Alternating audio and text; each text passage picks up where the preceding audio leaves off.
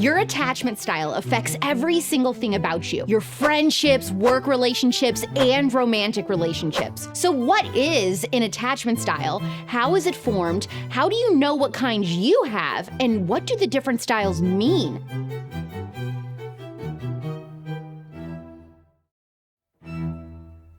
Recently, I interviewed psychoanalyst Dr. Erica Komisar on the Spillover, and we talked all about childcare. You're like, childcare? How does that play into all this? Well, we talked about the different tiers of childcare, daycare, nanny, babysitter, kinship, to how childcare choices in the first 3 years can affect your baby's attachment style for the rest of their lives. The 4 types of attachment styles are secure, anxious, avoidant, and disorganized.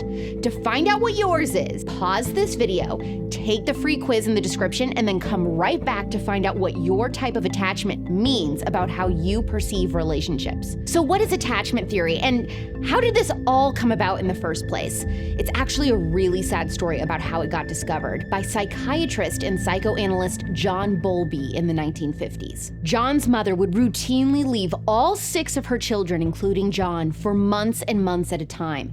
It was a common theme throughout all of their lives, and they were primarily raised by nannies and nursemaids.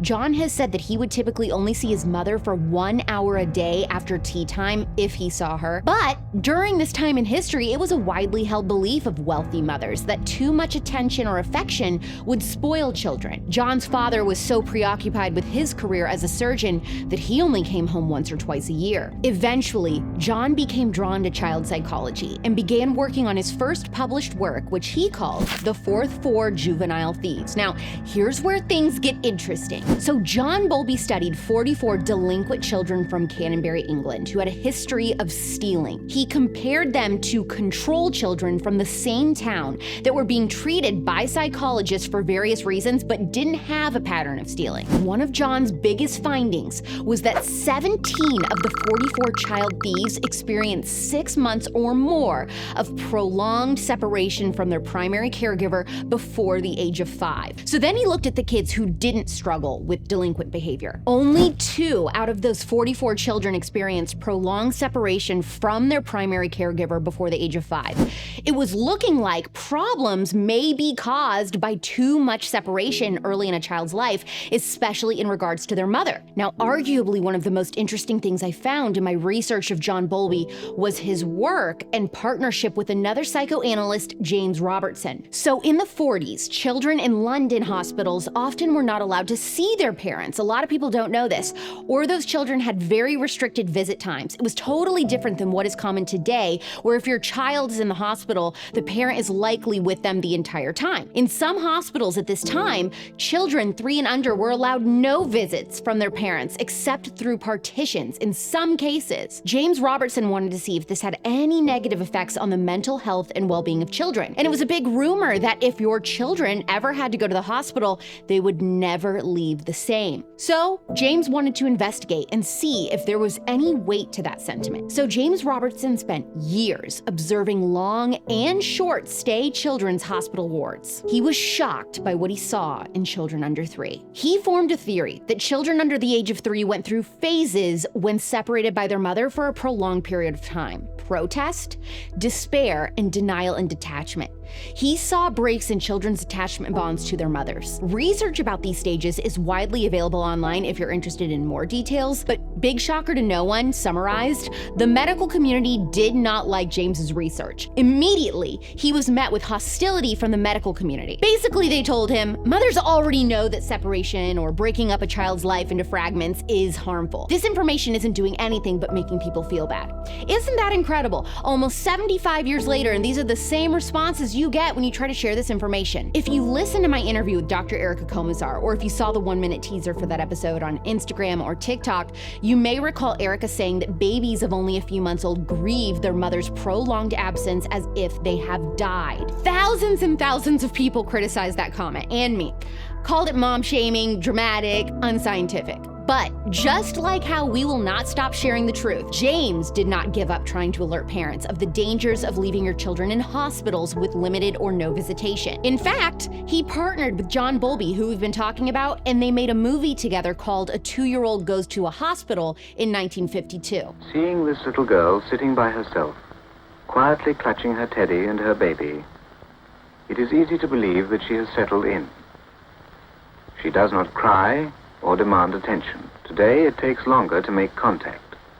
And although the nurse tries hard to cheer her up with toys, Laura doesn't respond. The top comment on that YouTube clip reads the following: "This was me in 1953. I was hospitalized with pneumonia at just 2 years old. My mother was only allowed to visit for 30 minutes a day. When I came out of the hospital, I bit other children for a whole year until I finally asked my mother why she had left me. She explained and the biting stopped. However, the loss of trust in people and weariness remained. I am almost 70 and still recovering from it." The main little girl in that movie clip I showed you, Laura, was left only for 8 days. She was 2 years old, and her stay was for a minor operation. But without her mom or frequently present and consistent nurses to tend to her, Laura had no primary caregiver to cling to for comfort. Every time someone visits her, it's a new face, and her mother is nowhere to be found. And after those 8 days, she does appear settled in the movie. Some of the nurses probably said things like, "See, she likes it here, no issues." But she was completely withdrawn from her mother. After only 8 days, it was obvious to James Robertson. Laura left the hospital a different person than when she entered it.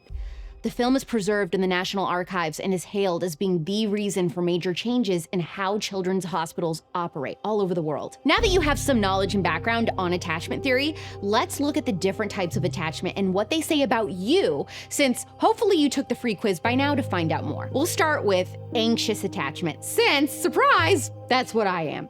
Specifically, I got anxious, preoccupied attachment style. Here's how attachmentproject.com describes this style.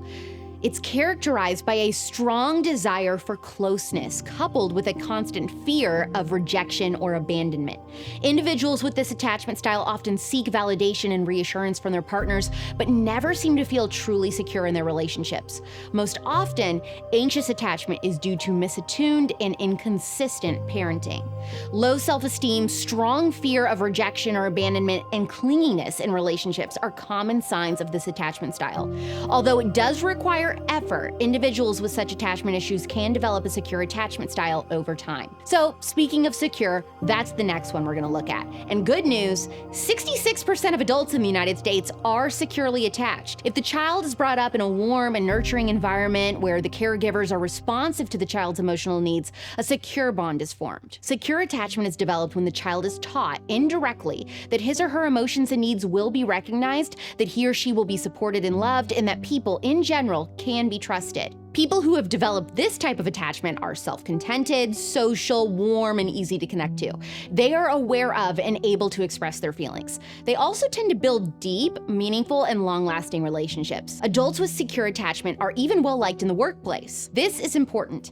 It says parents who want to raise securely attached children might benefit from researching the topic and resolving their own attachment issues if such exist. This is exactly what Erica Komisar said in that Spillover episode. She said that one of the most important things women should do when they find out that they're pregnant is to see a psychologist and find out what their attachment style is. That way, if it is anything besides secure, they can work together on it so that it won't be passed on generationally. Next up is avoidant attachment. Parents who are strict and emotionally distant, do not tolerate the expression of feelings, and expect their child to be independent and tough might be raising children with an avoidant attachment style. As adults, these children appear confident and self-sufficient.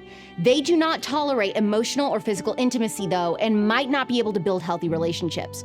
What's more, in the workplace, they are often seen as the independent lone wolf. Lastly, the most concerning attachment style is disorganized. A disorganized attachment style develops when the child's caregivers, the only source of safety, become a source of fear. In adulthood, people with this attachment style are extremely inconsistent in their behavior and have a hard time trusting others. Such individuals could also suffer from other mental health issues like substance abuse, depression, or borderline personality disorder. It's important to note that these styles are not something you're a victim to and cannot address. all the styles have a road to security, but it takes focused work and proper treatment to address.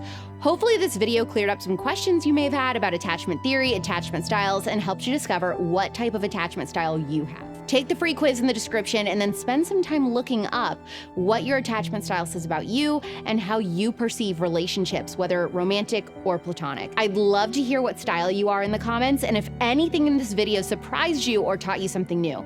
And more than that, if you watched this after previously thinking that discussing the dangers of daycare before the age of 3 was pointless and only served the purpose of hurting feelings, I hope you agree that teaching young people about how attachment styles are formed is anything but. Comment below, thumbs up this video, and subscribe to my channel. I'll see you next time.